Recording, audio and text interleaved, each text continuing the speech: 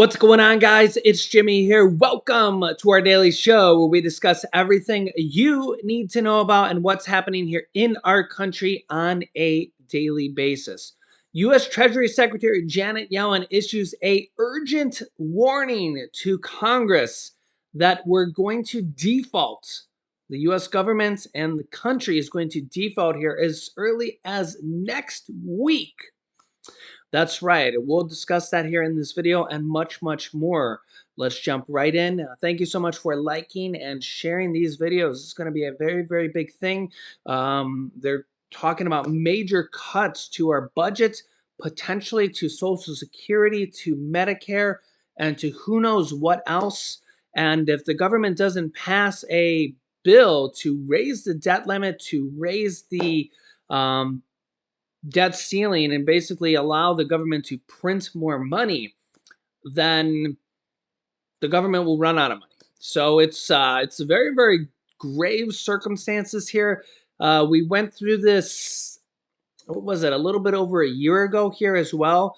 And it's kind of ridiculous here that we have to go through this almost every year to just basically allow the government to print more money, because the government runs a deficit here all the time.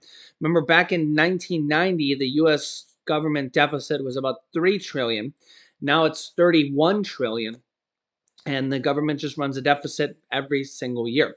Remember that former President Donald Trump added about $8 trillion to the deficit in about 4 years, which was about 25% of the national debt ever in the history of the United States, the 200 years of our history, and added in just 4 years. So now Biden, we don't know what his contribution, or the whole country's contribution here. Remember that they just passed a $1.7 trillion budget for the country, and about half of that, actually a little bit over half of that, was just for the defense, just for the Army, the Navy, and stuff like that.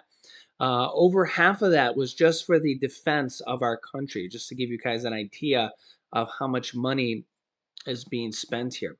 And they're talking about cuts here. The Republicans are talking about they want to cut spending here as part of the negotiations to even pass this debt limit ceiling. So there's a lot of controversy here. But U.S. Treasury Secretary Janet Yellen says she's issued an urgent warning that we could hit the debt limit or the debt ceiling by early next week. Here, take a listen. Sahil, give us the view from Capitol Hill, because in just the last couple of minutes, we're getting a statement from Democratic leadership, both chambers, Senator Chuck Schumer, Leader Hakeem Jeffries, that they've got to move. They say Democrats want to move quickly to pass legislation addressing the debt limits, that there's no risk or no chance of risking a catastrophic default. What's the perspective like from the Hill on the Republican side of the aisle? Well, Hallie, getting elected Speaker was the easy part for Kevin McCarthy. What comes next, specifically on the debt limit, is much more difficult, in part because many of the concessions he gave up were demanded by conservative hardliners in preparation for a major showdown over the debt limit. For one, the House rules eliminates the kinds of end runs that the Senate used most recently in 2021 to raise the debt limit, making it somewhat of an easier vote for their members. There are conservative lawmakers who forced 14 humiliating defeats for Kevin McCarthy on the floor of the House before finally electing him Speaker.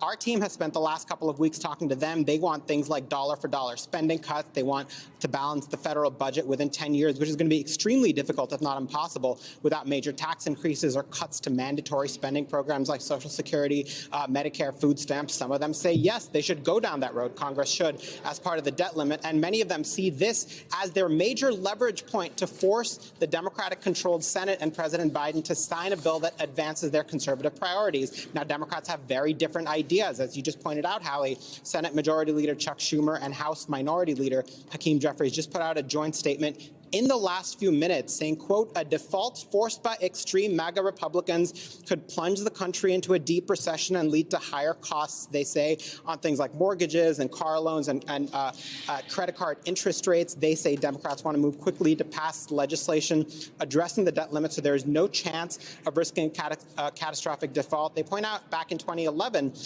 this fight happened and the U.S. ended up getting a credit downgrade for the first time in its history just because of the kind of brinkmanship that that spooked the market. So they're insisting quick legislation, a quick deal, no conditions. That puts them on course for a serious collision with Republicans, Hallie. And you could see how dire this is getting here already. House Republicans prepare emergency plan for breaching the debt limit. And how this is getting really, really serious really, really quickly here. You can see House Republicans are preparing a plan for telling the Treasury Department what to do if Congress and the White House don't agree to lift the nation's debt limit later this year, underscoring the brinksmanship newly empowered conservatives, Republicans, will bring to the high-stakes negotiations over averting a U.S. default, according to 6 people aware of the internal discussions. The plan, which was previously unreported, was part of the private deal reached between this month to resolve the standoff between House conservatives and Republican Kevin McCarthy, who's now the Speaker of the House, over the election of House Speaker. Republican Representative Chip Roy from Texas, a leading conservative who helped broker the deal, told the Washington Post that Kevin McCarthy agreed to pass a payment prioritization plan by the end of the first quarter this year. The emergency contingency plan shows how Republicans are preparing to threaten not to lift the nation's debt ceiling without major spending cuts from the Biden administration. Congress must pass a law raising the current limit of $31.4 trillion, or the Treasury Department can't borrow any more or even pay for spending lawmakers have already authorized, like interest or anything. Economists warn that not raising the debt limit could cause the United States to default, sparking major panic on Wall Street and leading to millions of job losses. Treasury Secretary Janet Yellen said Friday that the Treasury Department will begin extraordinary measures next week to ensure the federal government is able to meet its payment obligations, but that it cannot guarantee the United States will make it beyond early June without defaulting. White House Press Secretary Karine Jean-Pierre reiterated Friday that the administration will not negotiate over the debt ceiling. In preliminary stages of the draft, the GOP Republican proposal would call on Biden administration to make only the most critical federal payments if the Treasury Department comes up against the statutory limit on what it can legally borrow, which it's almost there. For instance, the plan is almost certain to call on the department to keep making interest payments on the debt, which they're basically is the full fate and credit of the United States government, right? According to 4 people familiar with the internal deliberations who spoke on condition of remaining anonymous to describe private conversation. House Republicans' payment prioritization plans may also stipulate that the Treasury Department should continue making Social Security payments, Medicare, and veteran benefits until they run out of money, as well as funding the military, 2 of the people said. Such a move would be unprecedented and hugely controversial, and even releasing the plan could turn into a major political liability for the Republicans. A hypothetical proposal that protects Social Security, Medicare, and veterans benefits and the military would leave out huge swaths of critical federal expenditures on things such as Medicaid, food safety inspections, border control, and air traffic control, to name just a handful of the thousands of programs. Maybe SNAP benefits as well. Welfare benefits, all sorts of government benefits. I don't know, maybe SSI even. SSD, I don't know. I don't even know here. Democrats are also likely to accuse Republicans of prioritizing payments to U.S. bondholders, which include Chinese banks, over American citizens. Any plan to pay bondholders but not fund school lunches or the FAA or food safety over XYZ is just target practice for us. Republicans have explored various ways to push prioritized debt payments over the years. Republican Tom McClintock released a bill in 2011 called the Default Prevention Act that would require the Treasury Department to borrow above the debt limit to ensure that interest on debt gets paid no matter what. That version of the plan might not win universal support among Republicans, but view it as a circumventing the intention of the debt limit. So it looks like some Republicans here are, I don't know, maybe prepared for a real fight or maybe even a real potential of default here. If the government defaults or even hints, even a hint of a default here previously has led to the downfall or the downgrade of the US credit rating. So think about your credit rating as a person when your credit score goes down, it gets downgraded, how that affects you. Your credit score is everything. Now think about when the credit score of the government gets downgraded. Okay, it actually costs them money. It actually costs the government money, billions of dollars, because their credit score gets downgraded. Okay, and this happened previously when the government and Congress got close to defaulting on their debt. It didn't happen, but they actually got close to it. Their credit score got downgraded. Okay, and when your credit score goes down, that it costs you more money to borrow. Think about when your credit score is low, that means you get a higher interest rate. Same thing with the government. So this is bad news all around. And if they actually default, think about if you actually defaulted on your debt, your credit score would plummet, and think about how much money it would cost you to borrow money then. If that actually happened to the government here, they would run out of money and we would see a financial collapse of our economic system. But apparently Republicans are actually have some plans for this to potentially happen and to keep paying some bills. But if this actually happens, it would be a complete nightmare. Here's White House economic advisor Jared Bernstein talking about some of this. Take a listen here. The U.S. might soon be unable to borrow money to pay its bills. Today, in a letter to Congress, Treasury Secretary Janet Yellen says the U.S. could hit its debt limit by next Thursday, January 19th. Yellen told House Speaker Kevin McCarthy that the Treasury will have to take extraordinary measures to avoid a default. She warned that with no action, the U.S. could default on its debt by early June. Jared Bernstein is a member of the White House Council of Economic Advisors, and he joins us now. Jared, thank you so much for being here. For all of us non-economists out there, what is the significance of the debt ceiling? Why is the government being able to borrow money important, and how does that affect average Americans? Well, let's start with the latter point and about the effect to average Americans, because I just think it's hard to convey just how damaging and devastating this will be to the U.S. economy and even the global economy. Here's a quote from the letter that Treasury Secretary Yellen sent up to the Hill today.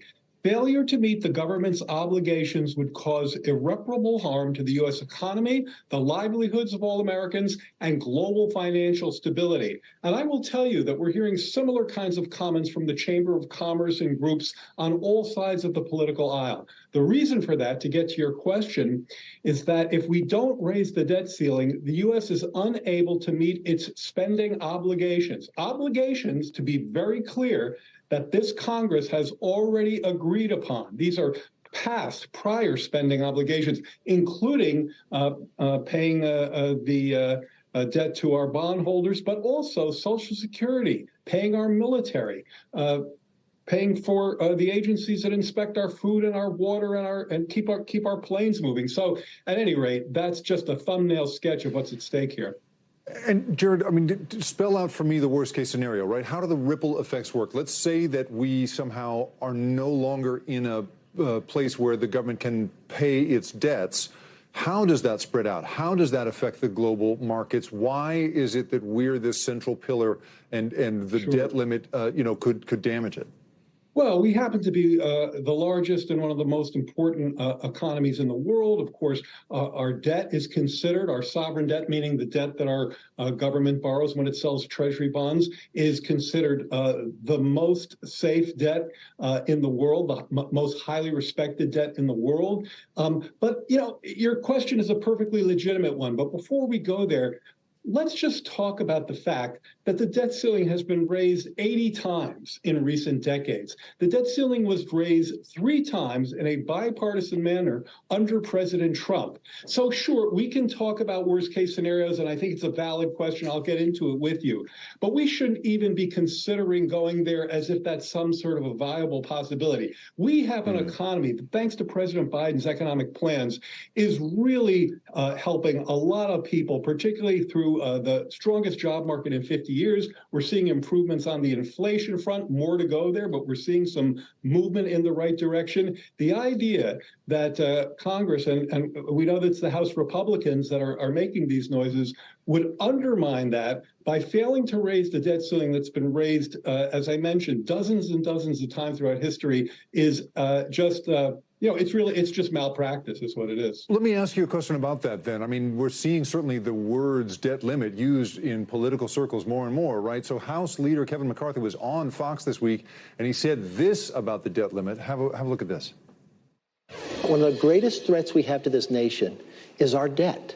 It makes us weak in every place that we can. We have never been at this high of debt to GDP except during World War II. And what are we funding? Wasteful Washington spending much of the time.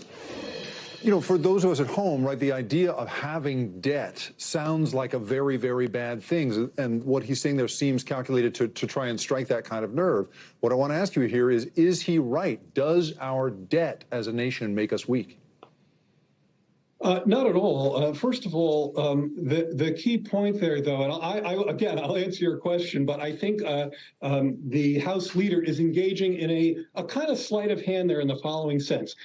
If Kevin McCarthy and the House Republicans believe that we should lower the debt, they have every right and even every obligation to their constituents, if that's their position, to write new spending bills, future spending bills that reduce our debt, either raise revenues or cut spending. That's absolutely their prerogative. But raising the debt ceiling is necessary to pay spending obligations for which we have already agreed, okay? Funding our military, paying our Social Security recipients, paying our bondholders. These are debts. These are obligations that Congresses, this Congress and other Congresses, have already endorsed, have already signed off on. It's exactly analogous to having your dinner at the restaurant and saying, I'm not going to pay for this meal because there have been too many meals that we've been having lately. It's just really a non sequitur. Again, if they want to take action on further spending to reduce the debt, go ahead and introduce bills. Yeah, so 2023 off to a bang, and already shaping up to be a pretty quick controversy here in 2023. So let me know your thoughts here in the comments. I'll keep you up to date here on this, as we're going to be seeing a quick battle here, and what will be done here with it, I'll keep you up to date here. Make sure you're subscribed to our YouTube channel. Just click the subscribe button down below if you haven't yet, and then click the bell icon after you subscribe so you don't miss out on new videos that come out here every day at 10 a.m., 3 p.m., and 8 p.m. Eastern Standard Time. Remember those times. Tune in at those times here every single day for our new videos. And also, thanks so much for liking and sharing these videos with anybody that needs to see this here. Here's some videos you can watch next. You can click here to watch my newest video next. And here's my video I just did about the IRS sending out letters and direct deposits to millions of people for over $1,200. So click on one of those videos next. Thanks for watching, guys, and I'll see you in the next video.